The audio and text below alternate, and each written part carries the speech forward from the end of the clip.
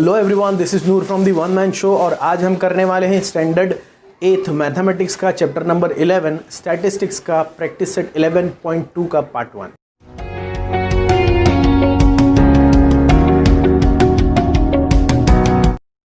तो आइए दोस्तों शुरू करते हैं प्रैक्टिस सेट 11.2 का पार्ट 1। हालांकि इसमें 4 ही क्वेश्चन है लेकिन थोड़े लेंदी, और अगर अपन आसानी से करेंगे तो ये इजीली हो जाएंगे। तो मैं नहीं चाहता कि बहुत ज़्यादा लेंदी बने, इसलिए 2 पार्ट में किया जाएगा। पहले पार्ट में 2 सम और दूसरे पार्ट में 2 सम। यहाँ पर इस चैप्टर के अंदर स्टैटिस्टिक्स मैथ्स 8th स्टैंडर्ड के लिए 2 तरह के बार ग्राफ दिए हुए, दोनों भी बार ग्राफ ही है। एक है सब डिवाइडेड बार ग्राफ और एक है percentage bar graph. Bar graph वो होता है जो रिप्रेजेंट करता है इस तरह के बार्स को, देखिए आप देख सकते हैं।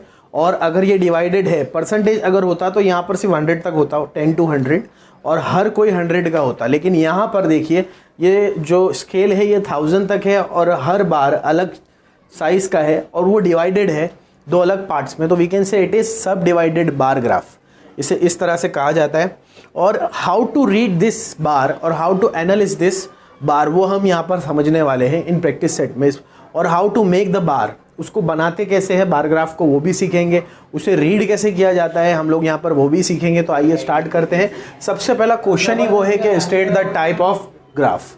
State the type of graph, कौन सा टाइप है, मैंने अभी बताया था इट इज सब डिवाइडेड बार ग्राफ। तो इसके आंसर में मैं लिखूंगा सब डिवाइडेड बार ग्राफ, ठीक है। सेकेंड क्वेश्चन देखिए क्या है, how much is the saving of Vaishali in the month of April. April के मंथ में वैशाली की कितनी सेविंग थी। अब यहाँ पर अप्रैल का मंथ वो है जो डार्क है और वैशाली यहाँ है, तो वैशाली की कितनी सेविंग है अप्रैल के महीने में। देखिए यहाँ पर 1 centimetre is equal to 200 rupees. तो यहाँ पर ये कुछ है, देखेंगे आप, इट इज़ 600 रुपीज़। तो यहाँ पर वैशाली की अप्रैल के मंथ की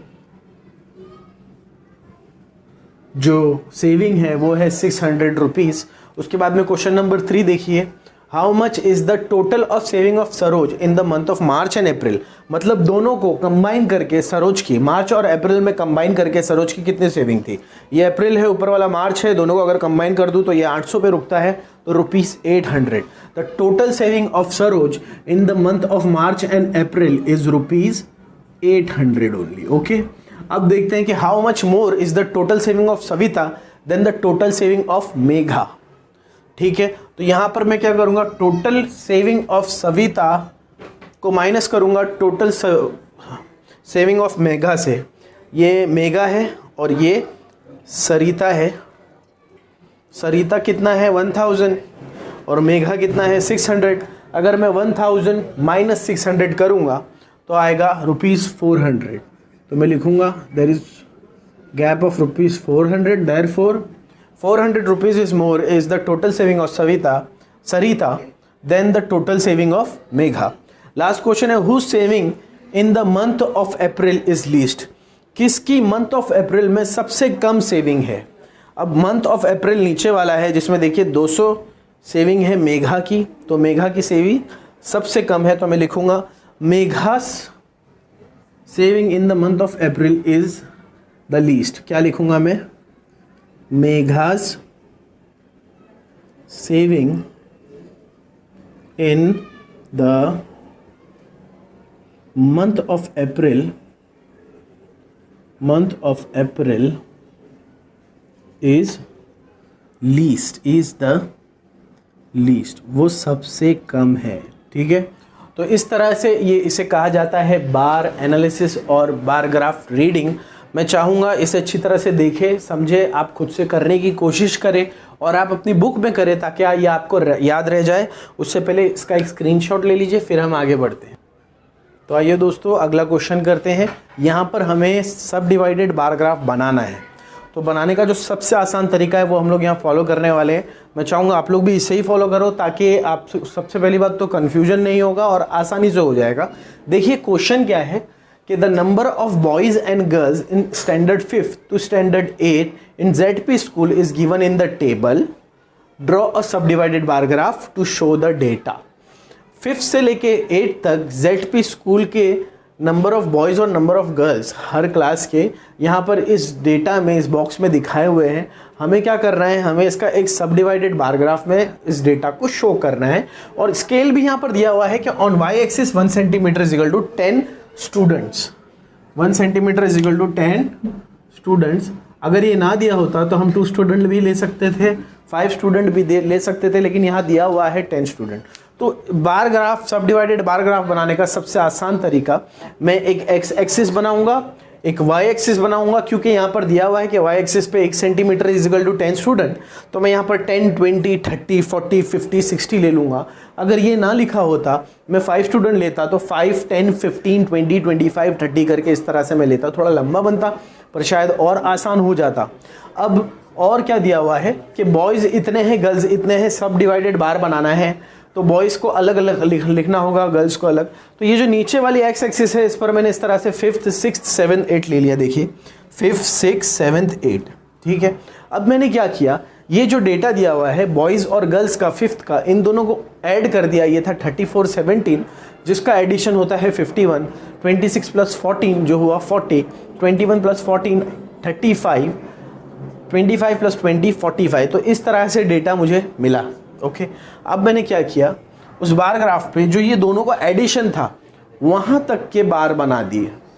पहला 5th स्टैंडर्ड के लिए 51 तक, फिर 6th स्टैंडर्ड के लिए 40 तक, फिर 7th स्टैंडर्ड के लिए 35 तक, और लास्ट में 8th स्टैंडर्ड के लिए 45 तक। ठीक है, अब मुझे क्या करना होगा, मान लीजिए मैंने नीचे ब्लू रखा है, ऊपर ग्रीन रखा है, तो ऊपर मैं ग्रीन में शेडो कर देता हूँ या नीचे ग्रीन में शेडो कर सकता हूँ। तो हम लोग एक काम करते हैं, ऊपर ही ग्रीन में शेडो कर देते हैं। तो ऊपर यहाँ पर देखिए, या नीचे करते हैं, कोई बात नहीं, बॉयज़ हम नीचे रख लेंगे। तो बॉयज़ 34 है, तो यहाँ पर 34 कहाँ आएगा, 40 और 30 के बीच में 34 आएगा, और उसके एक नीचे की लाइन में लूँगा तो वो होगा 30। बार बुक में आपको ईजीली ग्राफ बुक में मिल जाएगा 34 कहाँ पर है। उसके बाद में देखिए यहाँ पर है 26, तो 25 और 30 के जो बीच की गाढ़ी लाइन है उसके ऊपर वाला एक लाइन जब आप लोगे तो वो होगा 26।